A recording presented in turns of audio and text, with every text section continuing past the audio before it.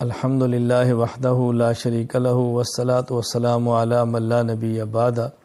پارہ نمبر 15 سورۃ الاسراء۔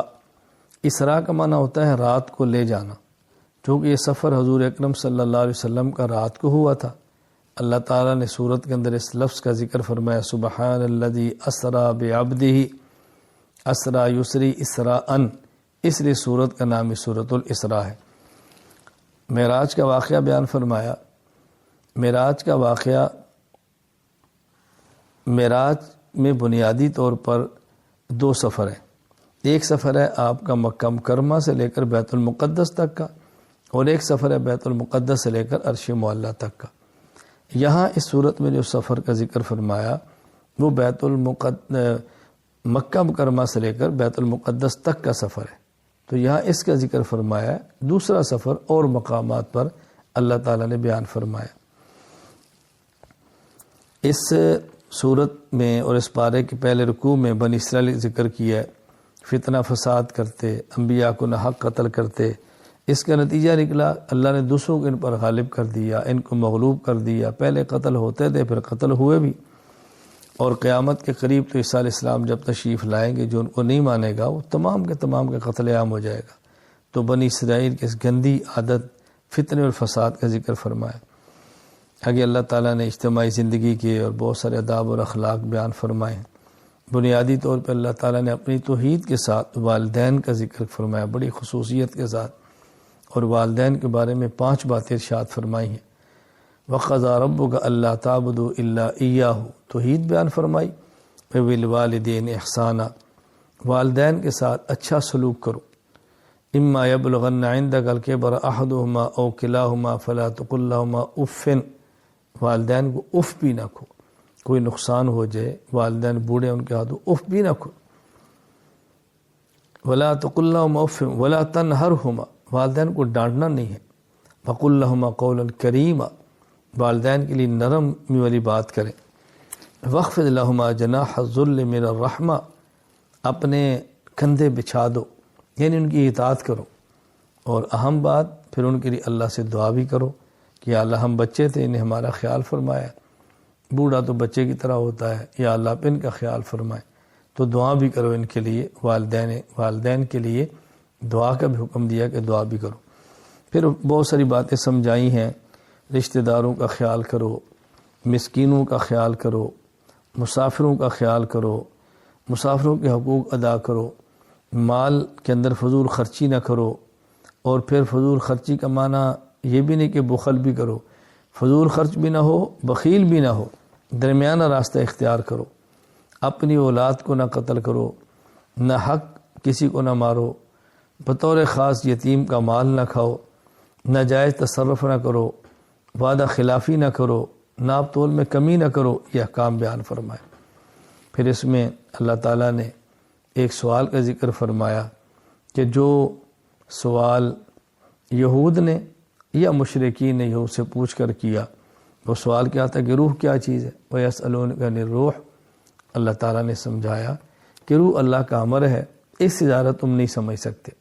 قُلِ الرُّوحُ مِنْ أَمْرِ رَبِّي، اللہ کا امر ہے، اس سے زیادہ تم نہیں سمجھ سکتے۔ یہ مختصر سی بات ان کو سمجھا دی۔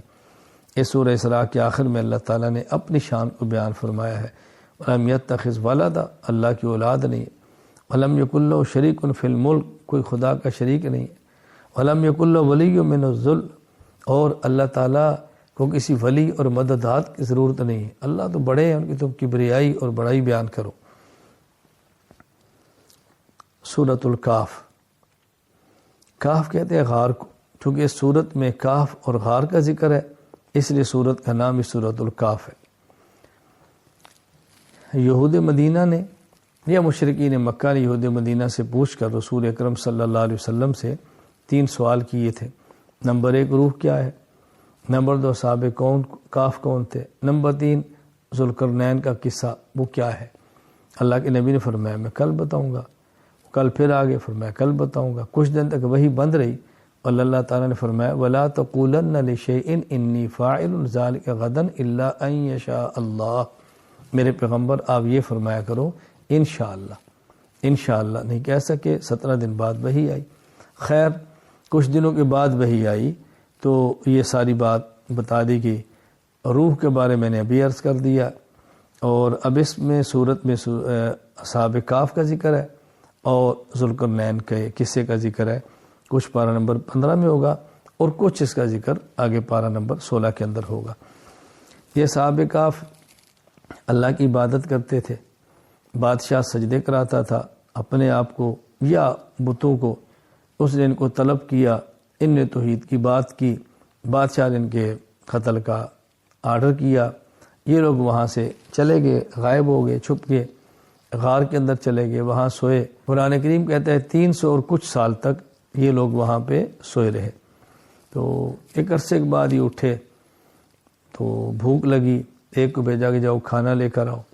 وہ کھانا لینے کے لیے گیا تو وہاں دیکھا یہ تو 300 سال پرانا سکہ لے کر پھر رہے، بھئی تم کون ہو؟ اس نے اپنا واقعہ بتایا، تو پھر پتہ چلا کہ یہ تو وہ لوگ ہیں کہ جو فلاں دور میں بادشاہ سے دوڑے تھے، اور بادشاہ نے ان کے بارے میں تختی پر نام لکھ کے رکھ دیا تھا کہ جب یہ لوگ مرے تو ان کو پکڑا جائے۔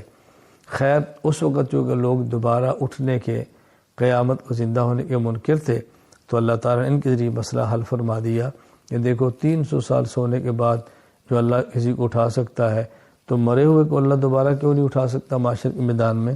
تو ان کا ذکر یہاں اللہ تعالیٰ نے قدر تفصیل کے ساتھ فرمایا ہے۔ آگے پھر اللہ تعالیٰ نے شریعت پر عمل کرنے کے لیے مختلف قصے بیان کر کے بات سمجھائی ہے۔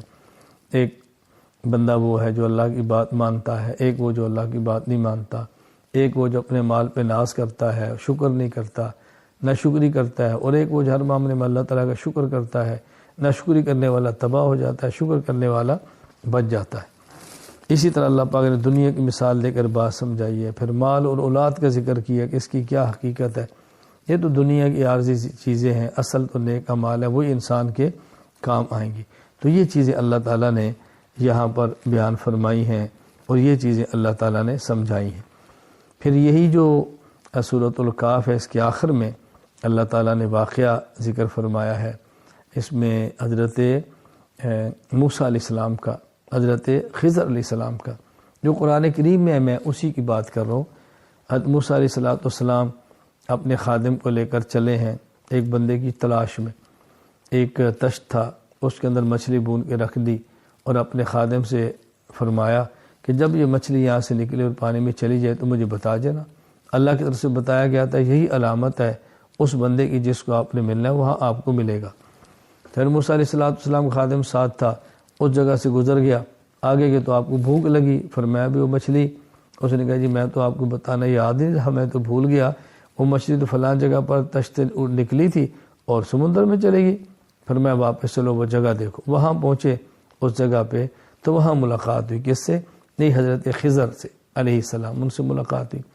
حضرت موسیٰ علیہ السلام نے فرمایا کہ میں آپ کے ساتھ چلنا چاہتا ہوں، میں آپ کے ساتھ رہنا چاہتا ہوں۔ تو انہوں نے کہا دیکھو موسیٰ، میرے پاس جو چیزیں ہیں ممکن ہے تم اس کو ضبط نہ کر سکو۔ فرمایا نہیں، میں ضبط کروں گا، صبر کروں گا، جب آپ بتائیں گے تو ٹھیک ہے۔ تو خیر وہ دونوں چل پڑے۔ تو قرآن کریم میں ہے جب یہ دونوں سفر پہ نکلے تو سب سے پہلے حضرت خضر نے ایک کشتی کو لیا جس کے اندر بیٹھے تھے۔ جب کشتی والے نے ان کو بٹھایا اور دوسرے کنارے پر اتارا، آپ نے وہیں اس کشتی کا تختہ توڑ دیا۔ تو موسیٰ علیہ السلام نے پوچھا کہ آپ نے تختہ کیوں توڑا؟ آپ نے فرمایا میں تمہیں کہتا تھا کہ میرے ساتھ چپ چلو گے تم چپ نہیں رہ سکو گے، تو آپ تو بول پڑے۔ حضرت موسیٰ علیہ السلام فرمان لگے تم ایک موقع مجھے اور دو، میں بھول گیا ہوں، ایک موقع آگے گئے تو آپ نے ایک بچے کھیل رہے تھے کہ بچے کو لیا تو قتل کر دیا۔ تو موسیٰ علیہ السلام فوراً بول پڑے آپ نے اس کو کیوں قتل کیا؟ تو حضرت نے فرمایا کہ میں تمہیں کہتا تھا کہ تم نہیں چپ رہ سکو، بہتر ہے ہمارے ساتھ نہ چلو۔ تو حضرت موسیٰ علیہ السلام نے فرمایا میں آئندہ اگر پوچھوں تو آپ مجھے ساتھ نہ رکھنا۔ وآخر دعوانا ان الحمد للہ رب العالمین۔